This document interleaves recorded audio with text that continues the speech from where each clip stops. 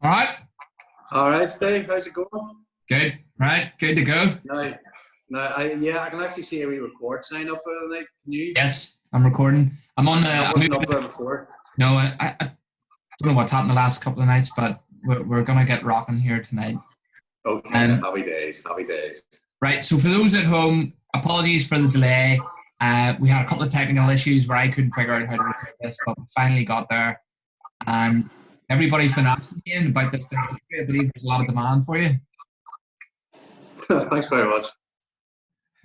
So I thought of this idea. Dan Webster, who's the pro at Royal Lytham St Anne's, he did an interview with his greenkeeper. I thought that's a brilliant idea. I'm sure everybody has the same questions I have. So straight off the bat, how's the course looking at the minute? Because the weather's unbelievable and we're all busting to get back. It is, Stevie. It really is powerful. We spent all winter. There's the iPad away. We spent all winter. We couldn't get out on the golf course because of the rain, and now we can't get out on the golf course, and the weather is stunning. It is unbelievable. You just simply couldn't write the script. It really is powerful. But the golf course is looking well. It's very difficult maintaining it to a standard with only two guys. There's only me and Reese. The rest of the guys have been put on the furlough system. So there's a lot of things that we can do. There's also a lot of things we have to leave. Obviously, we're not moving any holes. We're not cutting any new, or not breaking any bunkers, not moving any new holes or moving tee markers and stuff and all that sort of thing. So there's a wee bit of a time saving there. But what we try to do is we try to cut the greens twice a week. We cut the fairways, rough, tees, aprons, and anything else we can get cut once a week. Banks of greens and stuff once a week. So whereas normally they would have been 3-4 times a week. So really what we're doing, we're not really producing a quality surface. All we're doing is just maintaining the grass until such times everybody can come back and the staff levels go up and we can maintain a better surface then and produce a better surface on our studio. So that's really where we're at the minute. Okay, so you having a beer there, are you? No beer tonight. No beer tonight. I'm going to go for a run after this. Actually, I was going to go for a run before. Oh, yeah? Claire didn't get home in time, so I'm going to go for a run after this, hopefully.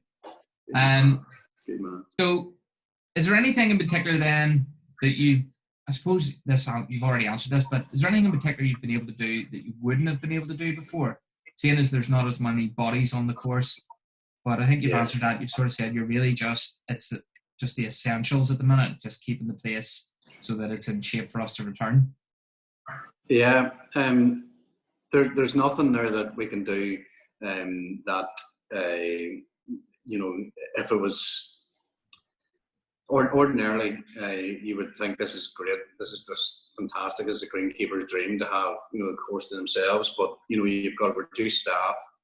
What we're trying to do is keep all the inputs to the greens, tees and fairways low, and by that I mean not put on any fertilizer and keep the height of cut ever so slightly higher.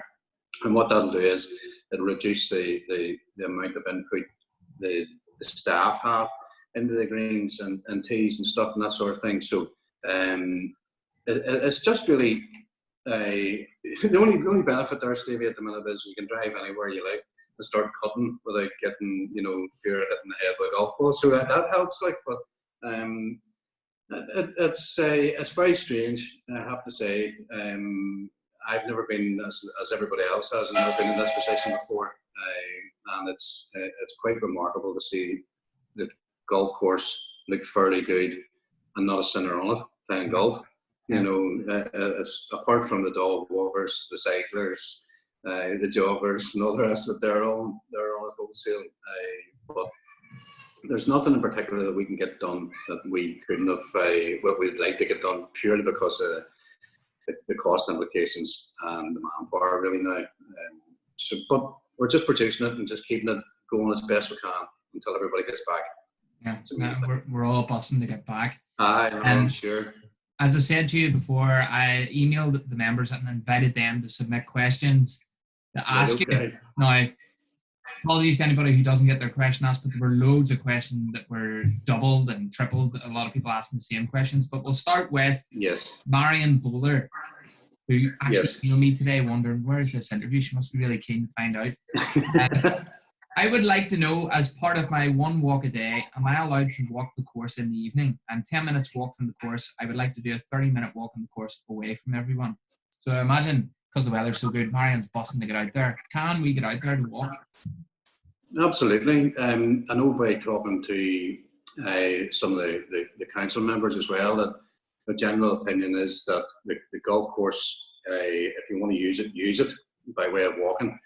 Most people are quite respectful of each other out in the golf course there when they are walking. They'll keep a good social distance. In actual fact, you'll see one person walking on one side of the fairway, one person walking on the other.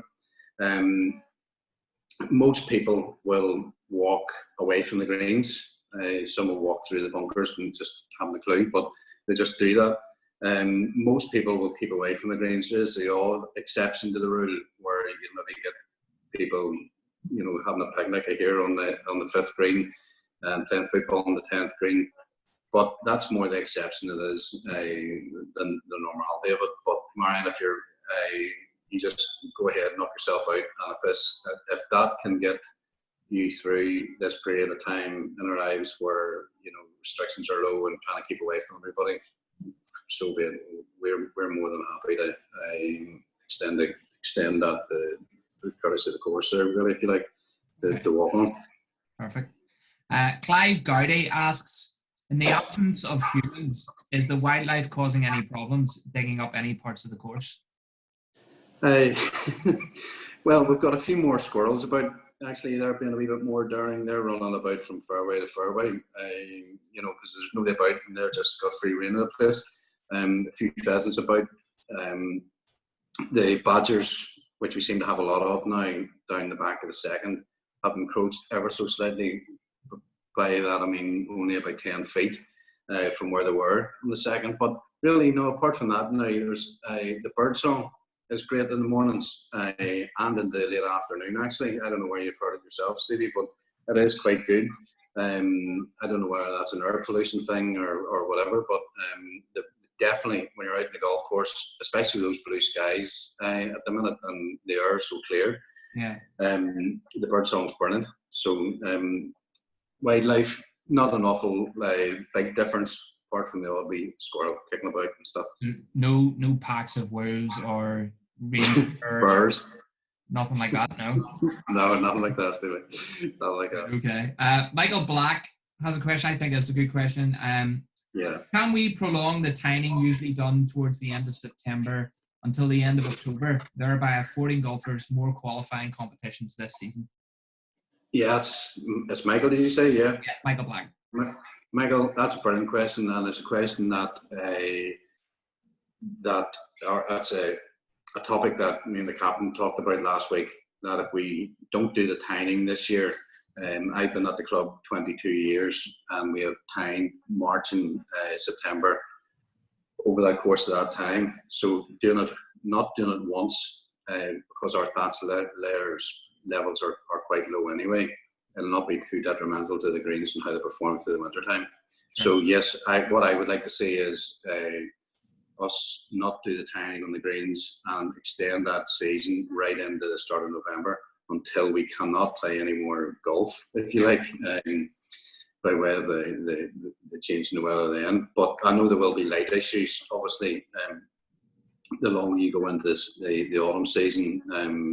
But there's always a way around it there between playing Thursday, Friday, Saturday, or Sunday. We can work out something. There's bound to be something we can do. It also really depends, Michael, on what we are going back to, because I know that initially it's probably going to be staggered. There's talk of maybe getting back in 2 balls or 3 balls before any kind of competitive golf starts taking place again. So that it's still all up in the air, but we're hoping just to get back and playing some form of golf soon. Yeah. Good question, Michael. Graham Yar wants to know, assuming the course is dried out, which specific areas were the last to do so?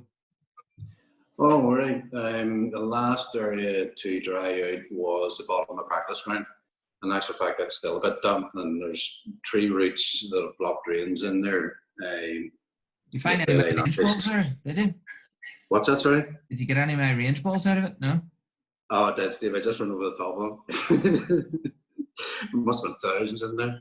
Oh, The last bit was that bit in the practice ground. There was always just before that would have been the bit between the 8th and 9th tee. It's quite wet in there too, as everybody knows.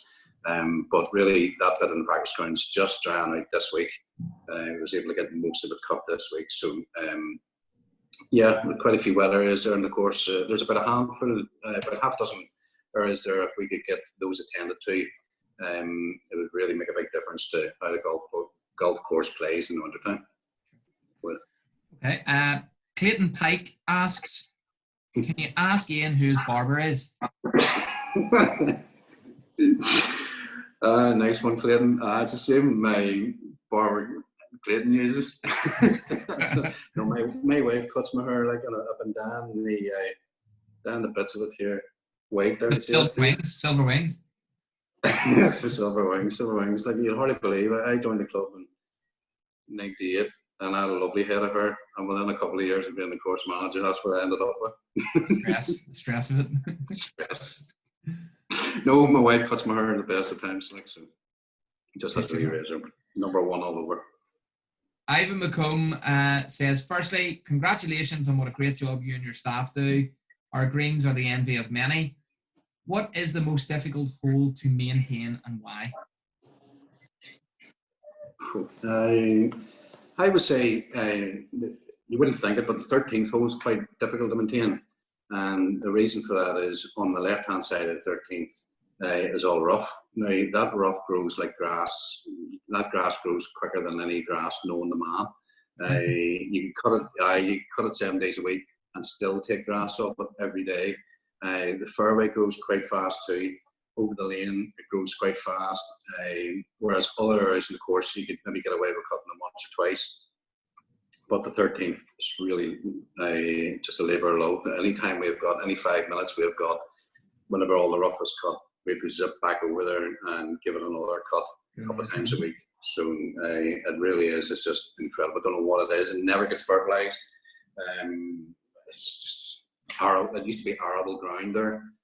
So whatever the farmer has put into that ground, has been terrific. It's grass because it stopped growing on it for years, so it is a very fast growing part of the golf course there. And I have used growth retardants on it, but the growth retardants are inclined to discolour the grass on the rough, and it doesn't look too pretty. So we just prefer just to keep cutting it. It's the best. Good job. Paul Wimpris, golf convener. He says the AstroTurf pathways have been a great success. Are there plans to put down some more in the very wet areas that tend to get churned up in the winter? Yeah, we want to put some more down in the area between the third green to the fourth tee.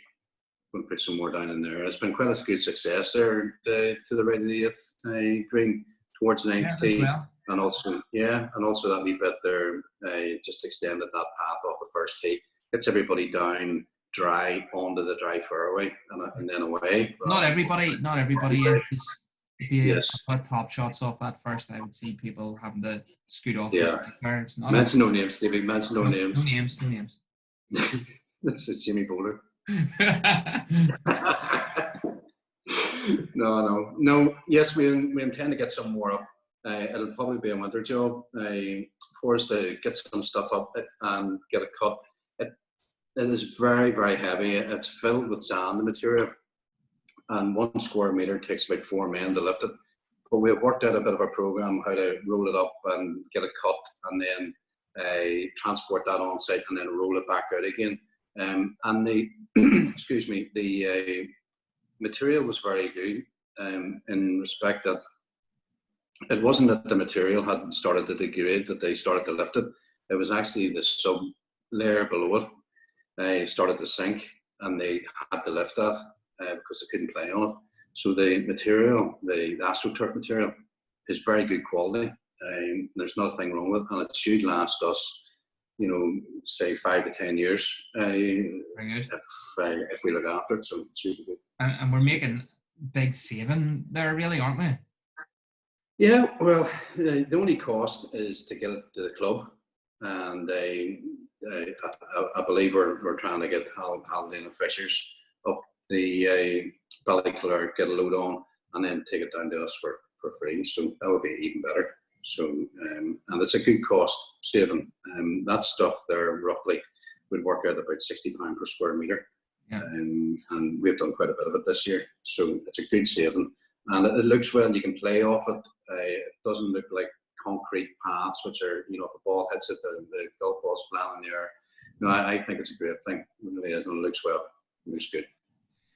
Okay, Bob McCulloch, he says, you and your men did a great job during our very wet winter in keeping the course open as much as possible and more greens in play. One of the main problems was getting from green to the next tee. We laid a track from the 8th to 9th. You kind of already answered this with the plans. Most buggy users were talking about it. Yes, Bob, the plans are afoot. I think I'm right in saying that, aren't we? We're going to more in. Yeah. Okay. Perfect. Morris Austin, very important question. Will the ground staff have to go through a retraining period when players are back on the course? Oh, aye, definitely, especially Danny. Danny hasn't moved out of his bed. Danny hasn't moved out of his bed since he went on the furlough, so he'll have that big training program for him to come back. So yes, very good, Morris, very good. Okay, so last few questions. These are just questions I come up with just to finish it off. Every time I see you out there and everybody sees you out there on the machines, you've got your headphones on. And maybe not everybody knows, but there's music going on in those headphones. They're not just ear defenders. What are you listening to? Oh, Stevie, I was born in 1970, right? So it was 50 last week. And so I'm a child of the 80s. So there's everything on there from Fleetwood Mac, Elton John, George Michael. So if you see me, or hear me rather, singing Careless Whisper going up the 10th fairway, you know what that's about. But more recently there, I've put a lot of Harry Styles on, Billie Eilish on the phone there, so pretty good there too. But in the main, it's mostly 80s. Okay, mostly 80s pop. Yeah. Who is the best golfer on the green staff? That's probably Alan. Alan's a good footballer, good fisherman, and he's a good wee golfer. He's handy. All right, sportsman. He is, Stevie, he is. But a good golfer doesn't make a good greenkeeper. That's why I'm crap at it. Okay. What's the funniest thing you've seen happen on the golf course? Oh, Stevie, I've seen a lot of funny things. I tell you, some of the funniest things that you see are when people stand up onto the tee and they're driving off and they hit a bit of course furniture and the ball hits them back in the body or around the head or something like that. It really is hilarious when you see that. I've seen that quite a few times off the first. Of course, there's the famous one. I'll not mention his name, but somebody broke the pro shop window, hitting a tee shot from the white sticks. There was another time I was stood in the shop, and this is back when Michael was still there, and all I heard at the desk was a massive bang. I was like, what was that? And I walked out, and in came this golfer, not naming him again. You didn't see Pinnacle 4, did you? Teed off, hit the floor bed, hit the door of the shop, and hit the desk for his ball. Don't fancy your next one. No. What is your favourite hole at Bangor Golf Club? I don't really have a favourite. I like the complex we have, the 18 holes that we have. I think Bangor's very unique in the way it takes you off the first, the second, down the third, up the fourth, round the fifth. You're uphill, down dale, and every hole is different on Bangor. There's quite a lot of golf courses there would maybe have 14, 15 holes on flat ground, 2 or 3 are on elevation, but nearly every hole at Bangor has something of a character about it, and that's why I think I've stayed so long at the golf club, because I like looking at the golf course. It never ceases to amaze me how good looking it is. It's a very, very well laid out golf course, really well laid out. It's a kind of golf course, Stevie. Whenever I was playing a bit of golf, that you could come up off the 18th and want to play another few holes. Yeah. Whenever I'm playing other golf courses, I'm fine. I'm knackered coming up the 15th, 16th, and I'm really wanting to get into the clubhouse and relax. But the Bangor's so enjoyable where you can play the 18 holes and then think, well, I really enjoyed that. I can maybe play another few. That's the only club I get that feeling from when I do play 18 holes. And that's not very often, mind it, but these days for the kids and all the rest of it and that sort of thing. How's the kids getting on through the lockdown? Oh, dead on. Homeschooling is a bit of a challenge. Yeah. But apart from that, we're very lucky. We, as you know, we live out above the Arctic Circle here in Hoggle, and we've a wee bit of a garden, so it's a blessing. We can just turf them out the door. They can run around the garden, burn their energy out, and that's it. Claire's she's been furloughed, so she's at home working, and I've actually been doing this online teaching thing for a lot of the there. So it's been good fun. Every day I've had to do something different, some different videos, and just come up with different things. So it's been good. Excellent. And get your day in ready then. Do get my day in ready. And as I was telling you on the phone earlier, I was busy painting the greenhouse. I wish I'd never started. Yes, I know that you're lucky, or people are lucky that they can work from home. Greenkeeping's a kind of job you just can't really do that. Like you can't. There's only so many times you can turf the front living room. Did you not got a wee drone cutter? No. Do it in. That's what the boys what they're doing. I know it's difficult times. We've got a 1,000-piece jigsaw here. That's about 3/4 done. We've been at it for about 2 weeks. Really? So I'll show you. I wouldn't have the patience for that. That's it there, Steve. Like I don't know why you can see that or not, but I would not have the patience for that. That's much we've got done. It's not great, but sure. Anything to get you through. Anything to break a couple of hours in the evening for kids. Yeah. Right. Last question. Yeah.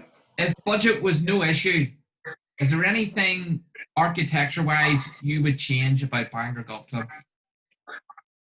Probably change the 12th hole. I would like to change the 12th hole into a nice wee pitch hole. Tee changed, a wee bit of water around the front. Bring the green in forward.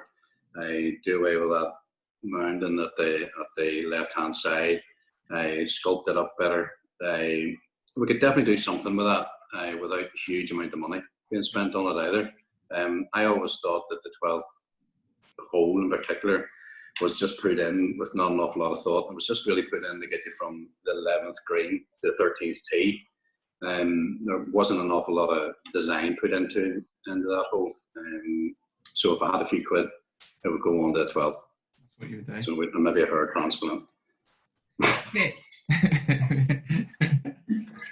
Very good. Okay, well, look, listen, thanks for taking the time for doing this. And on behalf of all the members, thank you to you and Reece for keeping the place going there.